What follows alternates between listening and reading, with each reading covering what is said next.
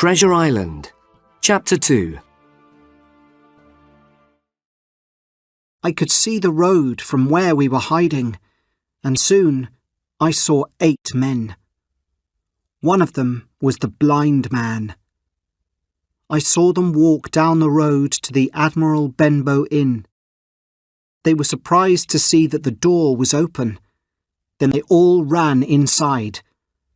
I heard someone shout, "Bill's dead!" "Go and find his box," said the blind man. A little later, a window opened from the captain's bedroom, and a man called out, "Someone has opened the box." "Is it there?" said the blind man. "Only the money is there," replied the man. "It's the boy and the woman from the inn," shouted the blind man. "Let's find them." The men started to look around the house.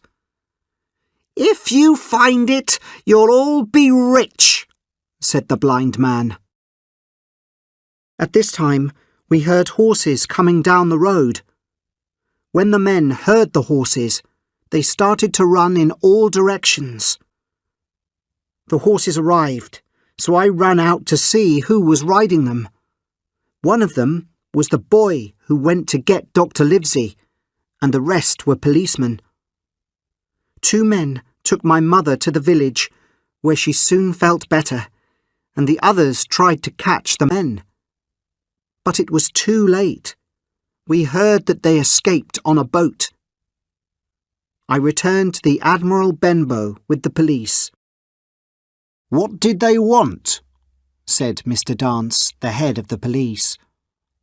"I think that they wanted this," I said, showing him the papers that I still had in my jacket. "I'd like to take them to Dr. Livesey." "That's a good idea," said Mr. Dance. "He's a magistrate as well as a doctor. He'll know what to do. I'll come with you." We found that Dr. Livesey was not at home, but was eating at the house of Mr. Trelawney, an important rich man. Mr. Trelawney asked us into his house.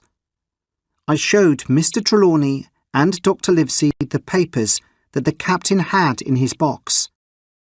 "I think this might be a clue as to where Flint buried his treasure," said Dr. Livesey. "That is why those men were not interested in money," agreed Mr. Trelawney. "If you are right, we should take the next boat from Bristol and go and find the treasure ourselves." "If Jim here agrees," said the doctor, looking at me, "we should look at these papers now." The doctor looked at the papers. Some of them seemed to describe the ships that the captain and his men had robbed of money. Then we looked at the other papers and saw a map of an island with a big cross on it next to the words, "Most of treasure here." "Dr. Livesey, we should go to Bristol tomorrow," said Mr. Trelawney. "In a few days we'll find the best ship in England. Jim Hawkins here can come as our ship's boy. You can be the ship's doctor." "I agree," said the doctor. "But those men who tried to find the map will now be looking for us.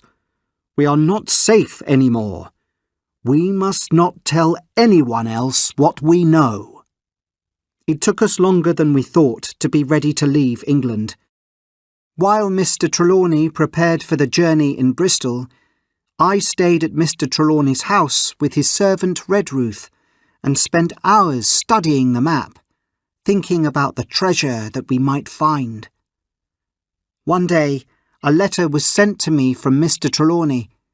It said that a good man called Blandley had a ship called the Hispaniola for us. Trelawney said that he had found a crew ready to work on it. The crew included a man called Long John Silver, who had lost a leg but was a good cook. Silver also knew other men who would join us. Trelawney said that everyone was excited by the thought of the treasure. I was surprised by this, as I thought we had to keep the news of the treasure a secret. I was very excited by the thought of the journey, and I went to say goodbye to my mother at the Admiral Benbow Inn. I was very sad to leave her the next day, when I travelled to Bristol with Redruth. We had just one night in the city before we were going to sail.